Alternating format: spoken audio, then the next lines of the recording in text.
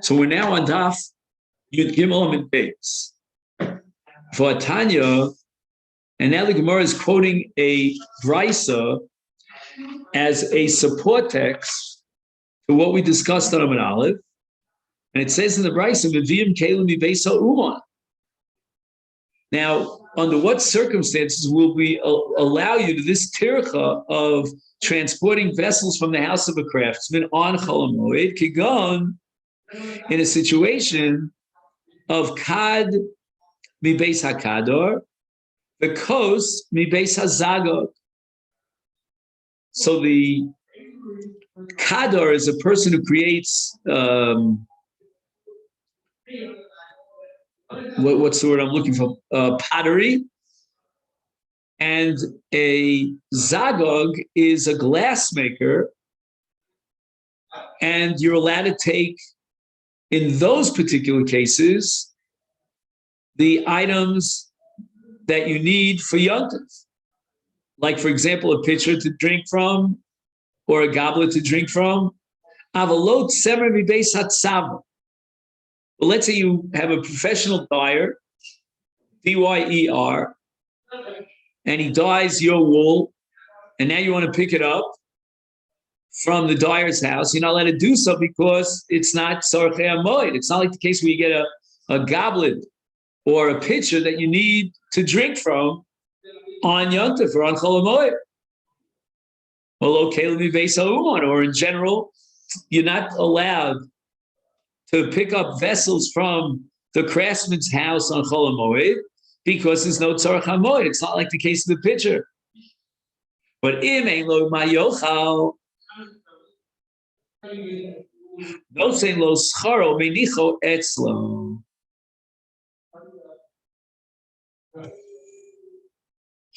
Now this is interesting because we're getting now into the final stages of schar pa'ula. The craftsman needs to be paid.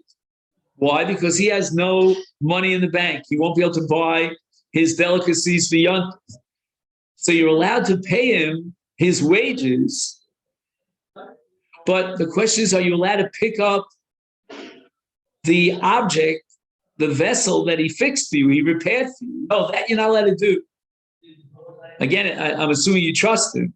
So menicho etz, we're not going to allow you the extra tircha on Chol Moed to transport the object that was repaired from the house of the craftsman. But in a case where there's a davar avud, he doesn't trust the craftsman might take it for himself or demand payment a second round. We're going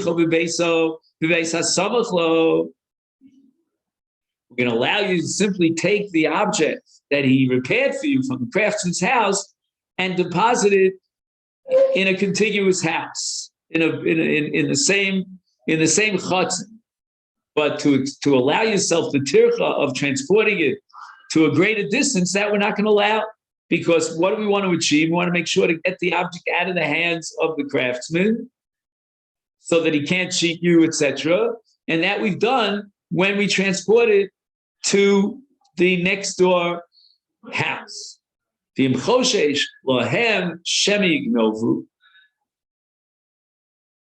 Let's say even when you transport it to the other house, you've protected yourself from the possible deceit of the craftsman, but you still might have thieves that'll come in that house. The house is not secure. Or he can bring these vessels in private into his house. But in any event, we see from the brisa that in a case where the Balabayas doesn't trust the Uman, he's allowed to bring the vessels into his house. And that's going to shed a light on the Mishnah Psachim, because in that scenario, we could be making. So Rava says the following, Taratzta Mevin. We had a contradiction regarding the law of transporting vessels from the house of the Uman, and you've resolved that. But Molichin Kasha, what about taking the vessels and depositing them in the hands of the craftsman so that he can do the work on them? And here we have a stira. Why? The Katani, it says in our Mishnah, Ein Meviyah, that we're not allowed to bring vessels and deposit them in the house of the craftsman, the Uman Chol Moed, and V'kol Shkein Shein Molichet. And how much more so it's obvious that we're not allowed to bring them from the craftsman, where we expose the entire thing to Rishus Harab people, the spectators. When you take it and deposit it to the craftsman,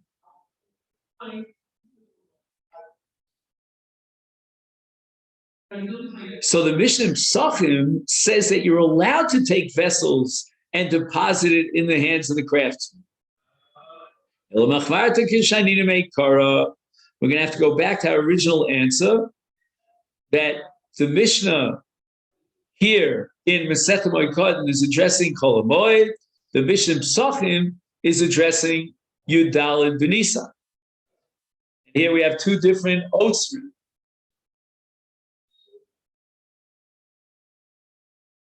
So we have the Isur of Tircha on Chol Moed, and the question of whether it's a Tzorach Yontif with regard to Psachim, Erev Pesach.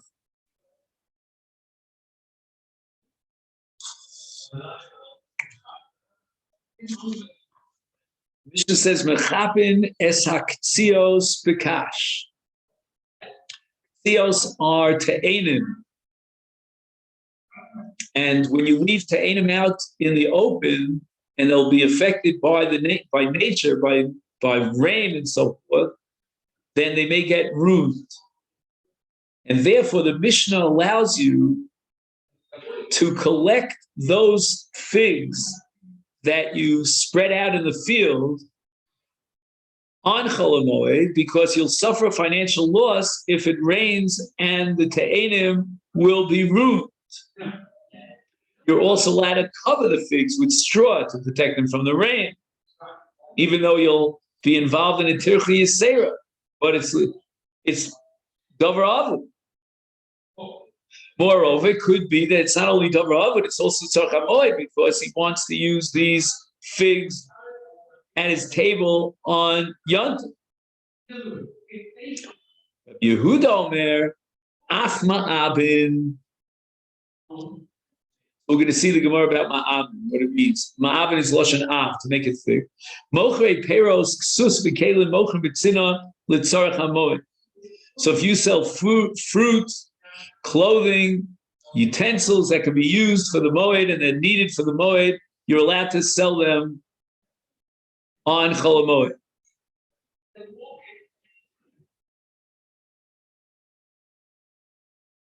So whatever you need for Tzarchei HaMoed is mutter b'mechira, to do sales, to buy and to sell. You can do it out in the public. It's l'tzarech hamoed.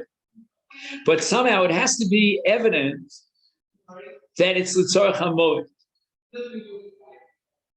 The Mishnah says, "Hatzayodim v'adashoshos ve'hagarosos osim b'tzino l'tzarech hamoed." So tzayodim are trappers. What are the shoshos? The shoshos, he translates it here as grain pounders. Okay, so they're pounding wheat kernels and making it into small grits. All this is called l'tzarech hamoed. However, here the Mishnah adds a condition both in ksus v'kelim with regard to selling them, and sayodim and the shoshos v'agrosos, which are trappers, grain pounders, and bean grinders. All of the above are mutter, but only if it's b'tzina. Obviously, it's a tzarech hamoed, that's condition number one, but it also has to be done in private. So it's Tzarchei HaMoed and it's being done in private. I have to try to remember those two conditions. The Mishnah says, Rabbi Yossi Omer Heim Hechmir al Atzma. Even though you're allowed to sell on Chol Moed, Peiros, Ksus, Bekalim, nevertheless the Mochrim took upon themselves a Chumrah and to abstain from performing these tasks and selling and buying. And why is this? Because it looks to the onlooker that they're engaged in their usual uvda dechol, weekday activities. Therefore, we're going to require that they work in private. Gemara says, Pligi ba Rabbi Chia bar Abba v'Rav Asi. How do we understand the Tanakam and Rabbi Yehuda and Mishnah? Travayu Mishmei Dechizkiya Rabbi Yochanan Chad Omer Mechapin Aklushi.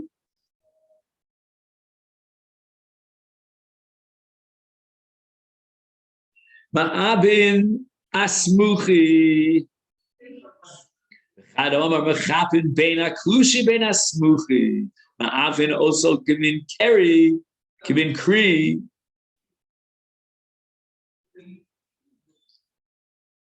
So when it says Machapin, which means you're allowed to cover these figs that are out exposed to the rains,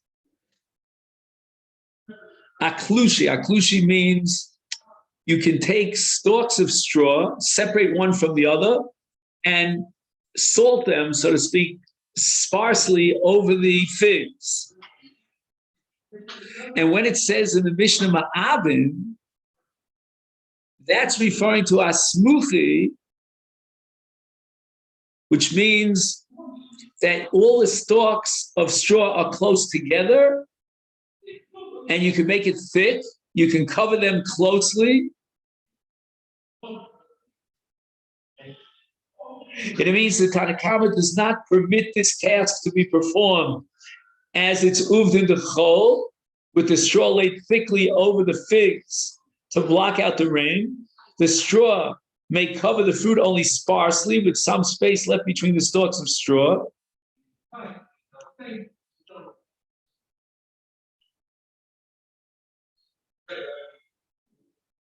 And that's the sheet of the Tanakama of Yehuda's Bekil, and he permits the straw to be laid out exactly the way he would do it on a weekday, thickly, to block all moisture.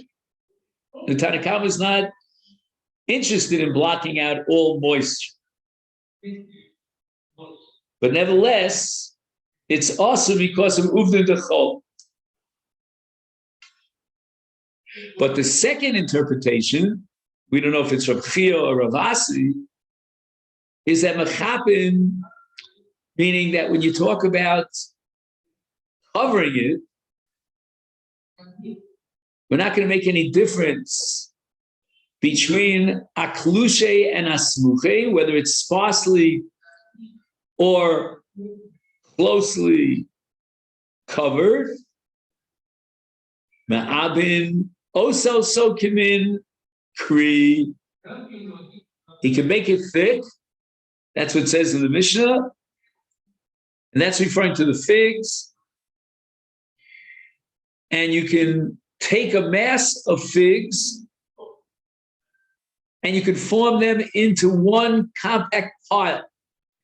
And then it'll be easier to cover them.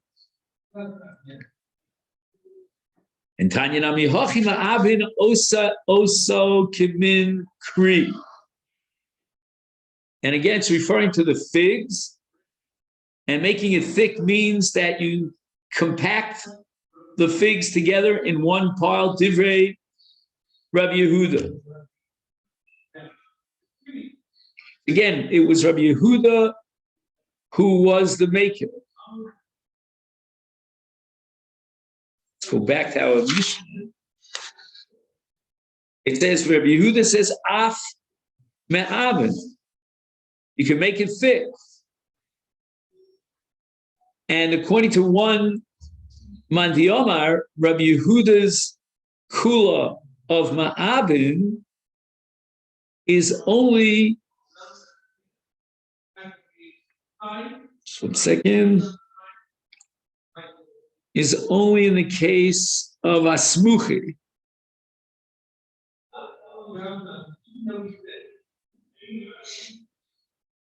And Mechapin is on Klushi. That's one Mandiyom. The other Mandiyom says that Mechapin applies not only to Klushi, but even to Smuchi. And Ma'avin means Oso Kimin Kri.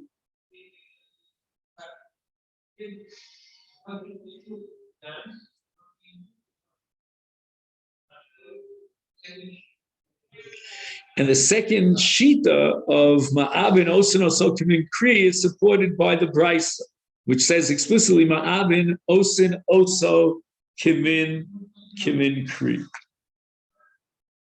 Mochrei Peres Ksus V'Kelim Mochram B'Tzina. If you're selling fruit, clothing, or utensils, you can do it privately. Litzarach HaMoed. And we spoke about trappers and grain pounders and bean grinders. They also could do their work B'Tzina for Tzarchei HaMoed. Everything is for Tzarchei HaMoed. Rabbi Yossi was machmir, said that they were machmir upon themselves. Hein hechmiru al atzman delo avi avdi klal. They didn't do any work at all. Dilmat avi avdi b'tzina, or they were machmir to do the work in private. In other words, when Rabbi Yossi says that they were machmir al atzman, hein hechmiru al atzman, is he coming to be Mekil on the Tanakama, or is he coming to be Machmer on the Tanakama? If Rabbi Yossi means they were Machmer al-Atzman, they didn't do any work at all, then certainly Rabbi Yossi is being Machmer on the Tanakama. Tanakama allows one to work as long as it's in private. But if, on the other hand, the Chumrah of Rabbi Yossi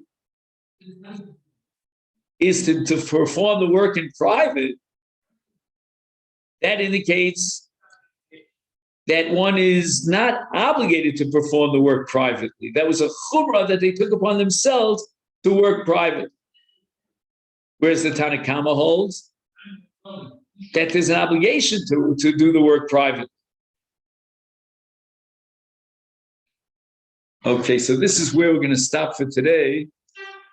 And later on, in Mirz Hashem, we'll finish the Amud here, Daf Yud Gimel on base. So we're going to stop here at Iboilu. And I'll take this opportunity to wish you a great day.